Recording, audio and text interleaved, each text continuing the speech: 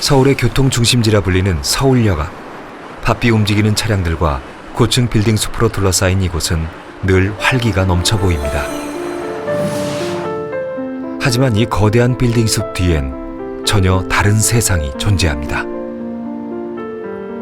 약 1200여 개의 쪽방들이 밀집해 있는 서울에서도 가장 큰 규모인 동자동 쪽방촌입니다. 대부분이 다세대 주택을 칸칸이 쪼개어 한 평 남짓의 작은 방을 만든 건물들입니다. 이곳 쪽방 거주자들 대부분은 1인 가구의 기초생활 수급자들입니다. 월세가 좀 더 저렴한 정수 씨의 방은 발을 뻗기조차 힘들 정도로 좁습니다. 선생님 잘 때는 그럼 발 어떻게 하고 주무세요? 이렇게 에? 이리 앉아. 이리. 그래도 다리를 보통 피고 자잖아요 사람들이. 한 달에 25만 원의 월세를 내고 있지만 그는 이곳에서 맘 편히 잠을 자거나 쉬어본 적이 없습니다. 이거는 겨울 운동화라 놔둔 거예요. 새 거에 새 거. 아, 밖에 내놓으시지? 그게 놔두면 누가 훔쳐간다니까. 아, 그래요? 나 몇 번이 다 버렸어 신발. 여기는 도둑놈이 많아. 도둑 때문에 가뜩이나 좁은 방 안에 물건만 쌓여간다는데요. 날이 더워질수록 창문 하나 없는 방 안에서 지내는 것이 더 고역입니다. 이게 공동 화장실. 네. 이 몇 명이 쓰는 거예요 선생님? 17명. 그럼 샤워는 어디서 해요 선생님 샤워는? 샤워는 요 문 닫고, 요 포장에 내리고. 문 하나 마련되어 있지 않은 세면장. 열악하기 짝이 없습니다. 저기 문이 있는데, 공용 화장실과 수도 시설은 이곳 생활에서 가장 힘든 것 중 하나입니다. 엄청 좀 불편하긴 하지. 할아버지가 사는 쪽방은 30여 평도 안 되는 작은 공간에 17개의 가벽을 설치해 만들어진 곳입니다. 방을 하나라도 더 만들기 위해 화장실과 세면장 수를 줄인 것입니다. 그는 몇 년 전까지만 해도 플라스틱 공장에 다니던 노동자였습니다. 철골하다가 다치갖고 그 높은 데 못 올라가서 사출을 한 거지. 간질탕에 간질하다가 이 바닥에 때려버렸어 머리를. 그 다행히 지금은 내가 발작을 안 하고 이렇게 평안하니까. 그래서 내가 사실 내 욕심에 일을 좀 했으면 그런 마음이 들어서 편의점이라도 일을 했으면 한다 그런 욕심이 드는 거예요. 이런 걸 갖다 버릴 이유가 있습니까? 쪽방에서 벗어나고 싶어도 마음뿐입니다. 골목길을 걸을 때마다 발에 차이는 쓰레기들. 주변 노숙인들까지 몰려오면서 쪽방촌 주변은 악취가 가시질 않습니다. 조그만 어디 식당 가도 당당하지가 못한 거야. 내 자신이 이렇게 살다 보니까, 쪽방 살다 보니까. 여기 서울역에서 어느 식당에 가면은 다들 그냥 나를 노숙자로 취급하는 거 있잖아. 내가 암만 깨끗하게 입고 가도 일반 노숙인하고 똑같이 취급해. 내가 암만 깨끗하게 입고 가도.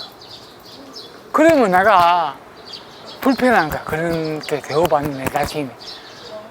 그래서 나갈 때 내 몸에다가 향수 뿌리고 스키 뿌린다니까. 쪽방인이라는 보이지 않는 차별에 그는 점점 더 위축되고 있습니다. 그렇다면 쪽방에 사는 이들은 얼마나 될까요? 공식 조사한 쪽방인 수는 6,192명이지만 자신이 쪽방에 산다고 응답한 이들은 7만 4천 명이 넘었습니다. 판자촌을 비롯해 고시원과 숙박업소 등 쪽방은 여러 형태로 존재하고 있습니다. 저렴 쪽방 사업이라는 이름으로 서울시는 낡은 시설 몇 곳을 보수해주고 시세보다 저렴한 월세를 책정해 5년간 주거를 보장해 주었습니다. 그러나 이 건물을 관리해주는 이는 없었습니다. 바퀴벌레. 저 벽에 한 마리 죽은 거 있어요. 저 이만한 거예요. 바퀴벌레. 예, 그 여섯 뒤에도 해놓고 이제 망쳐놨지만 어디를 들어와요. 그럼 바퀴발라 얼마 아무리 약을 쳐도 안 되는 거예요.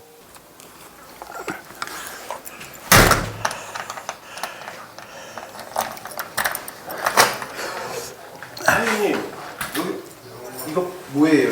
이거 바퀴벌레 아니에요? 바퀴벌레. 죽었네요. 예.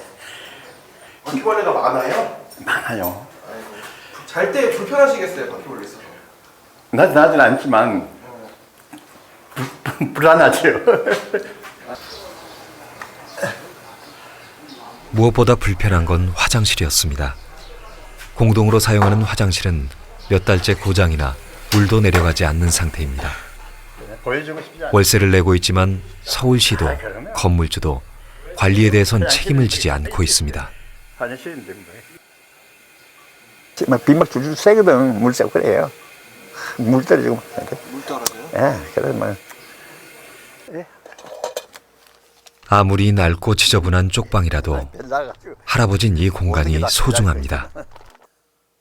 내년이면 건물주와 서울시 간의 임대기간이 만료돼 또다시 갈 곳을 고민해야 합니다. 아이 비좁은 거 상관이 없어요. 이래 맘 놓고 살 수 있다는 게 참 다행이에요.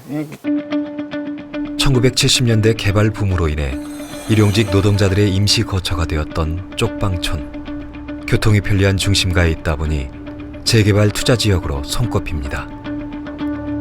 정부는 주거 빈곤층을 위해 공공임대주택을 제공하고 있지만 쪽방 사람들에겐 그림의 떡입니다. 보증금 없이 월 20만 원으로 방을 구할 수가 없기 때문이죠. 지금은 한국의 공공임대주택이 한 5% 내외이거든요. 결국은 대부분은 민간임대주택 시장에서 집을 구해야 되는데, 그런데 일반적인 민간임대 시장의 전월세에 이분들은 진입할 수가 없는 거예요. 너무 비싸기 때문에. 기본적인 보증금도 비싸고 월세 수준도 비싸고, 그러다 보니까 사실상 정상적이지 않은 민간임대주택인 쪽방이나 혹은 고시원을 주거로 삼는 거죠. 과거 일용직 노동자들이 하루 숙박비인 일세를 내던 것과 달리 지금의 쪽방에는 5년에서 10년의 장기 거주자가 많아졌습니다. 인력사무소가 가까운 역 주변의 쪽방엔 일용직 근로자들이 많습니다. 건설 노동자인 이형철 씨는 영등포 재개발이 이루어지면서 동자동으로 이사를 했습니다. 이사 오신 지는 얼마나 되셨어요? 여기 2년 됐어요. 전세 3,500짜리. 그러니까 이제 망해고 이제 더 일로 온 거예요, 제가요. 사업을 하다 사채빚을 졌고 갚지 못하면서 결국 쪽방촌으로 들어오게 됐습니다. 근데 여기가 좀 더워요. 더워요. 이거 여기 오면 전부 다 쥐야지. 쥐요? 예, 많아요. 천장도. 천장에 쥐가 돌아다니고. 예. 저 밑에는 이렇게 불 끄면 컴컴해요. 건물이 막 막혀가지고. 벽으로 돼 있어요? 예, 아니요. 이거가 여기 지금 살고 있어요. 여기도 살고 있어요? 예, 사람이요. 이게 뭐냐면 이거 방이야, 이것도. 근데 원래는 창문이면 열면 밖이 보여야 되잖아요. 그러니까 여기 컴컴해요. 만약에 이거를 낮에서 이렇게 불 끄면은 네. 캄캄해요. 이게 낮에도 이렇게 캄캄한 거예요? 예, 이거 몇 것이니까요. 그 집주인한테 얘기를 하시지 그러셨어요? 근데 그런 거를 왜냐면 주인이 안 살고 관리자는 있어요. 건물이 한 사람 거 아니에요. 1층 밑에 가게 있고 1층 거고 2사 틀려요, 건물 집주자가. 여기는 방이 한 달에 월세가 얼마예요? 여기가 23만 원. 그러니까 전기세만 26만 원 쳐야 돼요. 전기세는 따로 내시는 거예요? 예. 방세 같은 거 금방 돌아오더라고요. 근데 말이에요, 방세. 예.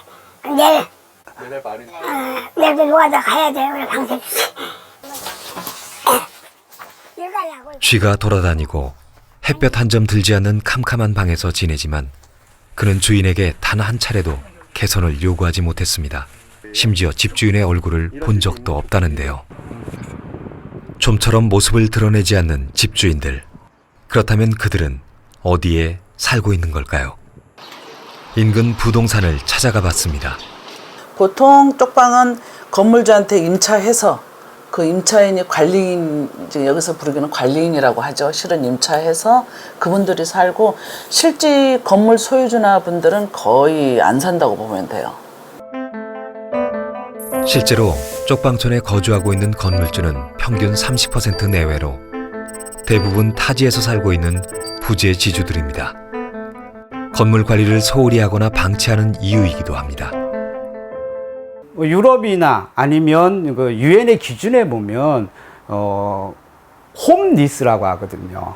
우리가 말하는 노숙자를 홈리스라고 하는데 하우스 리스, 집이 없는 사람이 아니라 가족관계나 사회적 관계, 경제적 관계들이 깨진 사람들, 그것을 잃어버린 사람들을 표현하는 거거든요. 다시 말해서 빈곤 계층 중에 마장 밑바닥에 있는 사람들을 보통 홈리스라고 합니다. 우리 사회에서 노숙이 나면 거리에 있는 사람들, 집을 잃어버린 사람들 개념으로만 본다라는 거죠. 그래서는 안 된다는 거죠. 그러면 정말 몇 명 안 돼요. 노숙인 쉘터에서 생활하다가 좀 돈을 모아가지고 쪽방을 얻어 나갔다가 돈 떨어지면 다시 거리를 통해서 다시 노숙인 쉘터로 와. 지금 쪽방과 거리 노숙 아니면 노숙인 시설, 이거를 회전문처럼 계속 돌아갑니다.